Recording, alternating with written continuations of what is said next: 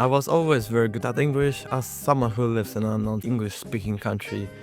And although I'm definitely not fluent, I can pretty much understand like 99.9% of the content I consume on my day-to-day basis. That being said, when I had to start learning German for school, I honestly expected it not to go that well. Though I quickly learned that, hey, this isn't bad at all. I also got the idea to install Duolingo and just learn German from there, just to have a little bit easier in my classes. And not only it actually worked, I kinda liked the whole process and stuck with learning German for a very long time. Though I never aimed to understand German content or to be fluent in it. However, Duolingo lessons were starting to get really boring, to the point that like half of my streak was actually just cheat through by doing the same easy lesson over and over again. And I also like tried learning Russian, but it didn't take me that long to quit. 3 times actually. I also remember doing a Siren on Duolingo, but we don't talk about that. These were the times where I actually used to watch some anime, and I especially like certain Japanese music, though I never considered learning the language itself, as I thought it would just be too difficult and time consuming. But as I started to lose my interest in German, I remember asking my friends if they were willing to study our language together. And I actually just so happened to have a PDF file for a Japanese textbook, though I didn't thought a lot about it. I also remember watching a video by this guy named Trenton on YouTube, who basically made a whole video about how you can learn Japanese just by listening. I'll leave a link below for the video cause I think it's super interesting, but getting back to the topic, I still didn't have any intent to learn Japanese anytime soon. Until I did. Some random day, I basically said to myself, fuck it, we are learning Japanese. So I pulled out the textbook and started reading. Later down the road, I also installed Anki, and to my surprise, I actually stuck to the entire process, which is something that I really didn't expect. And yet here I am on my 7th month now, and I think that I have enough experience to talk about the whole process of learning the language. So if you wanted to know how much progress can you make in around 6-ish months or what mistakes to avoid, I'll try to cover that. So let's review my 6 months of learning Japanese.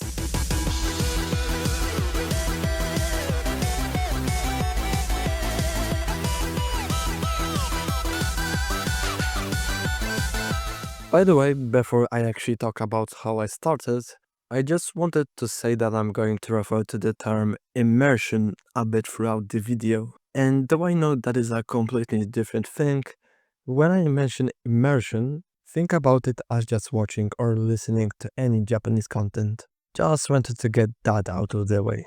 So, in short, I used the textbook Speak Japanese in 90 Days by Kevin Marks.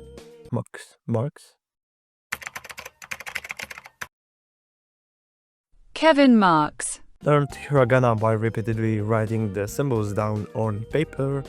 Got Anki, downloaded the Kaishi 1.5k deck, and that's how I started.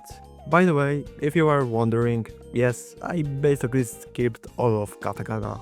This definitely won't hurt me in the future. At first, having to memorize kanji is basically a pain in the ass, but honestly as of today I feel like sometimes it's just easier to memorize a word in a kanji rather than a word that is written in hiragana. Though, do you want to know what definitely was a big pain in the ass? Immersing. So I used to watch a little bit of this guy named Just Japanese, which gave me a pretty nice start, and I would recommend him if you are looking for some Japanese content to watch, but anything else felt like I was listening to gibberish. 未だに真ん中にプロペラがついてる洗濯機とかあるんですよ。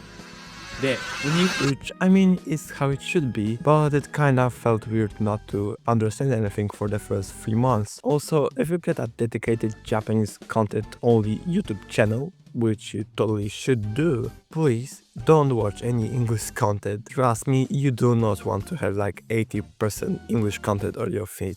I would also like to talk about another mistake I made that I think is going to hurt me in the future. And basically, if you are going to make your own Anki cards like I did from the textbook, make sure you do kanji to English and not the other way around. But other than that, I just kept going and I slowly started to actually make some progress. I was able to read hiragana quite comfortably pretty fast, unlike, that. And in around month 3 or 4, I was able to understand some context in easier to understand content. What the fuck is this script? I was able to understand some context in easier to understand, content. 音楽聴く？音楽大好きだよ。どんな音楽を聴いてるの？私はクラシック。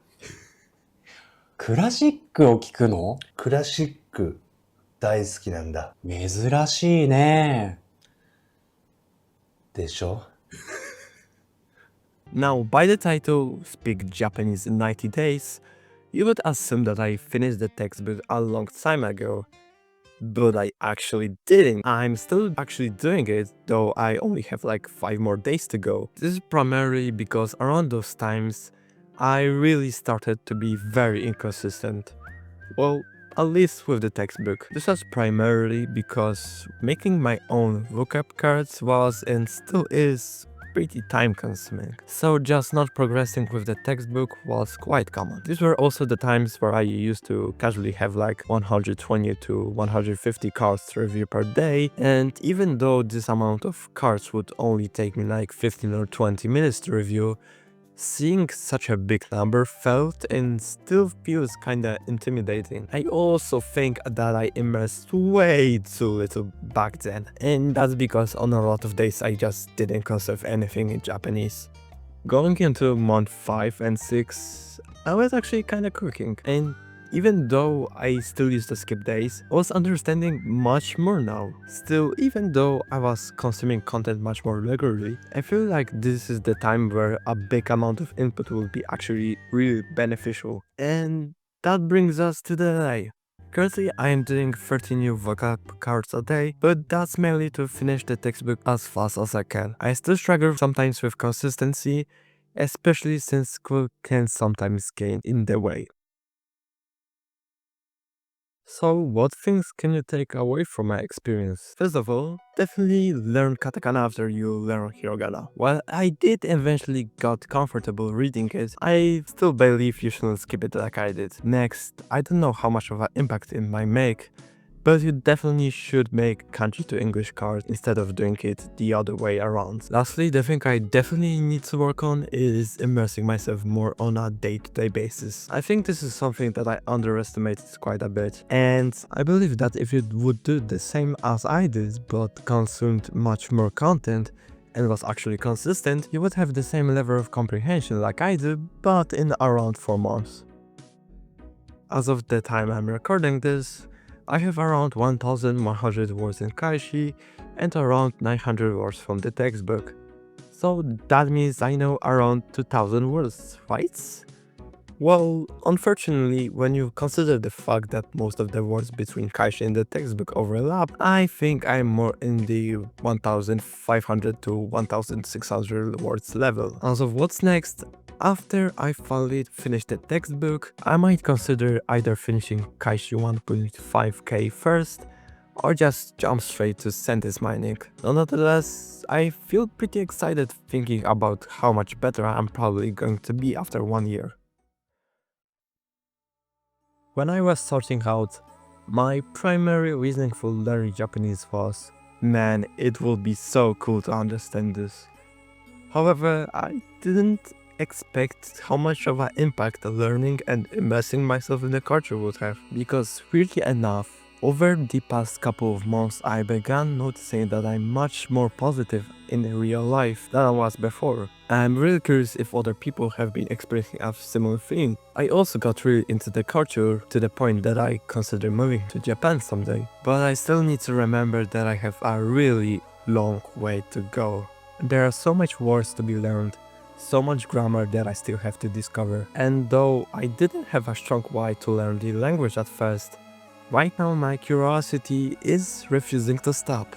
While I definitely didn't spend my first 6 months learning the language in the most efficient way, I believe that there is still a very long time until I begin losing interest in the language and the country itself. Thank you very much for watching.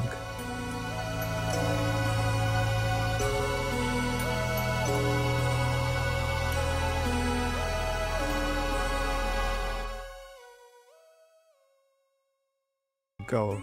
There are so much words to be learned in the language at first. Right now, my curiosity. Fuck what? And though I didn't have a strong why to learn the language at first, right now my